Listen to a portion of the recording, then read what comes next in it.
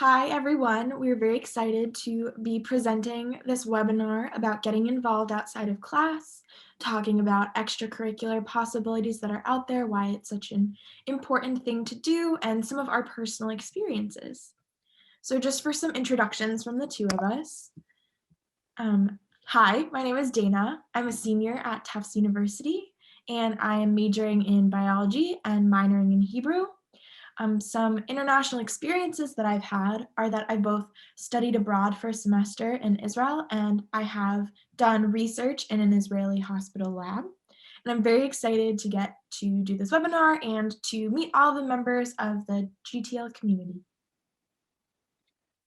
All right. Hi, everyone. My name is Nikki, and I am actually a master's student. So I am a graduate of Brown University, where I majored in neuroscience. And I'm currently also a dual degree student. So I'm pursuing a dual medical degree at Brown and a master's of public policy degree at Harvard University. And in terms of my international experience, I have actually lived and worked in Japan for about 2 years total, and half a year of that time was for a study abroad experience during my undergraduate career. And excited to talk to you all today about extracurricular activities, which have continued throughout my entire undergraduate through graduate career to be a huge part of my life. Okay, so we're going to go over the structure for today's talk. So first off, we're going to talk a little bit about why it's so important to get involved in extracurricular activities. Then after that, we're going to do a little breakdown of each of the types of extracurriculars. Then we're each going to talk about our own individual experiences getting involved. And then after that, we're going to give you some strategies because I think a lot of students struggle with how to get involved, and it can be challenging, but I think there's a lot of simple strategies that we can implement in order to make getting involved a lot less scary. And then once we finish kind of talking about how to get involved, we're going to open it up for any questions that you all may have. Okay, so why to get involved? So this is something that might come to your mind. You might say, "Wow, I'm so busy already. I have all of my classes, and then I come home and I have my obligations at home. So why would I take more time out of my day to devote to some type of activity?" And I would say these are some reasons, and likely there is a way it might be worth it to you. So I would say, you might already have a pre-existing interest or hobby, and then just giving yourself the space and time to cultivate that is not only good for, helping that specific interest or hobby, but also from a mental health standpoint, and also just giving yourself a little bit of a break from the your day-to-day routine. After that, it's a great opportunity to give back to your community and to really ground yourself in the community around you, and can give you some perspective. In addition, I think it's a great way to challenge yourself outside of the classroom. I think we are being challenged in the classroom, but it's a totally different, ball game when it comes to extracurriculars, because there's a lot of organizational challenges, and then also challenges of working with people outside your comfortable academic circles. In addition, I think it's a great opportunity, kind of in that same vein, to take on a leadership role. And this can be really good, as a personal experience, and also just readying yourself for college and for applications in that sense. After that, I would say it's a great way to make friends. I've made some of the best friends from volunteering, especially for people who are more reticent or might be shy. It's a great way to kind of get involved and to have that kind of activity in the background to facilitate these interactions between friends. So for those of you listening at home, we just wanted you to take a second and brainstorm what are some of the outside of class activities that you may be most interested in, whether that be something you already participate in, something that you've heard about and don't do yet but might like to participate in the future, some general hobbies or interests of yours that might be a club that's out there or an activity that's out there for you to make friends and cultivate these interests, just like Nikki was talking about. So if you're listening at home, just take a minute to think about this and think about some of the ways that you can get involved outside of class, whether that be now or in the future.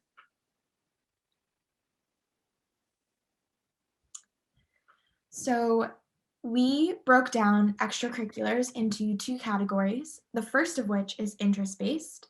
And these are activities that maybe something of an academic field or a field that you might not want to go into in the future, but something that you are really passionate about.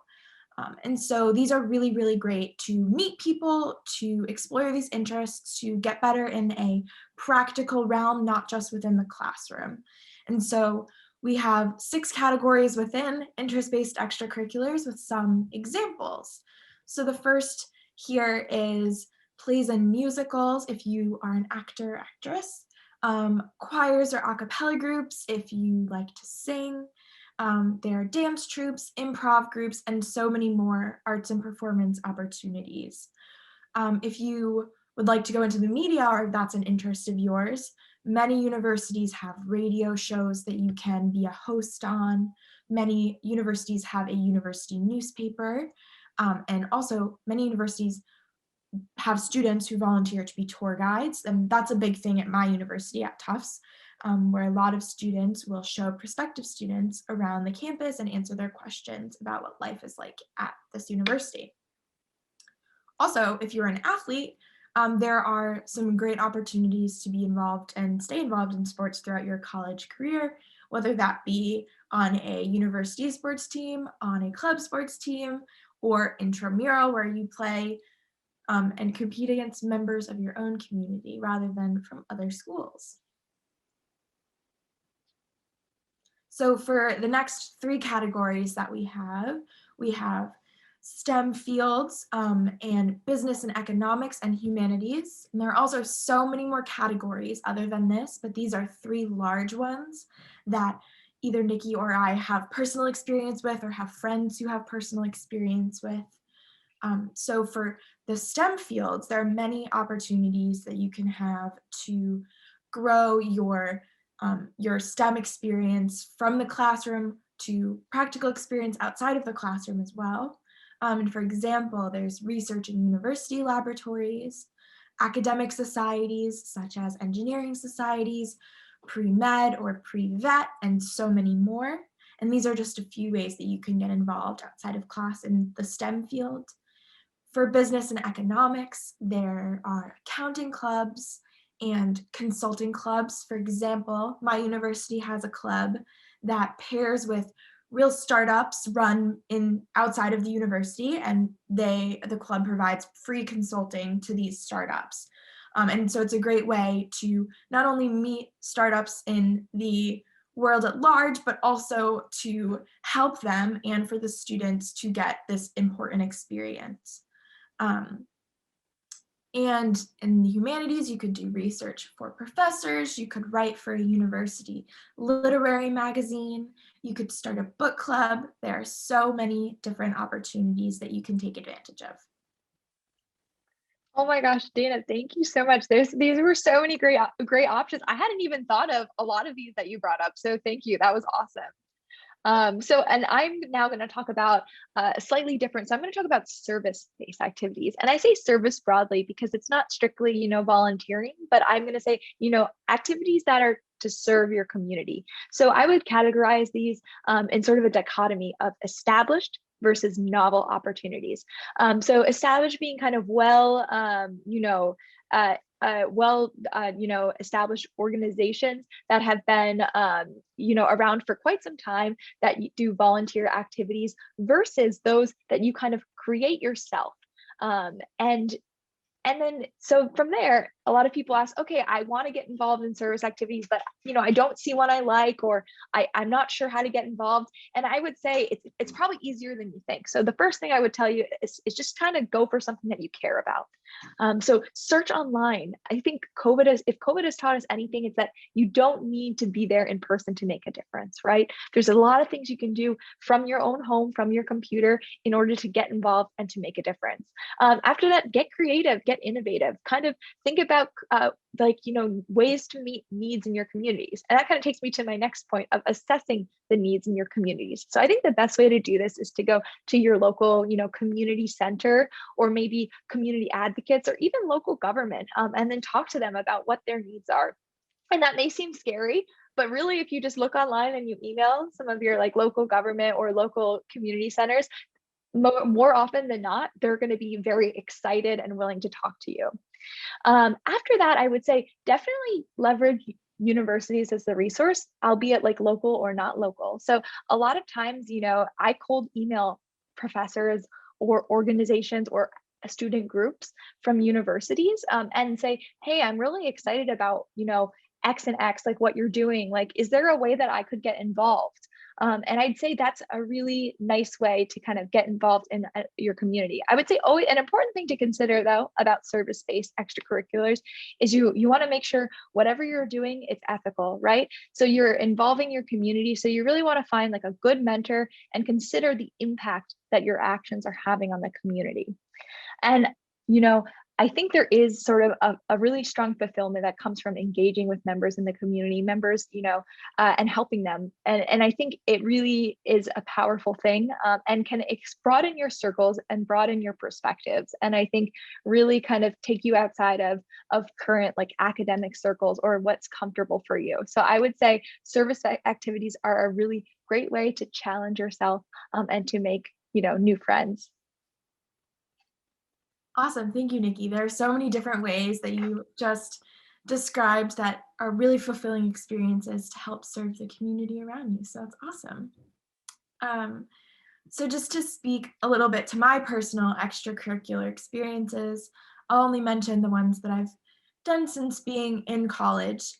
So for example, I'm a member of an a cappella group. So we sing without instruments, which is a lot of fun and definitely a very great bonding experience because these are people I've spent many, many hours per week with. And so they are some of my closest friends. So the picture on the left is of my group.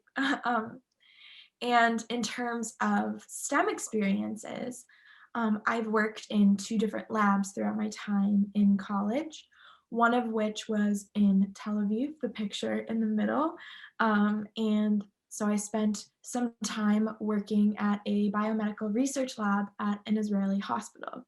So that was definitely very fulfilling because not only did I get to cultivate some of my STEM knowledge and interest and experience, but I also got to learn from people from Israel, a different country than the one that I live in now. So it was a very, very interesting experience. And I also got to practice my Hebrew skills, which was another great thing that I got to work on while I was working there.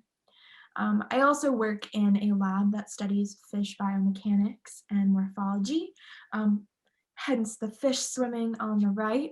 And that lab is at Tufts, and I've worked in this lab for 2 years, and it has definitely been a wonderful way not only to get to meet graduate students and work well with professors and get closer with professors at Tufts, but also to get to learn and broaden my practical experience in the biology field. And not pictured here, so that I've also done some service-based activities, such as being an ESL tutor for a community organization in this area.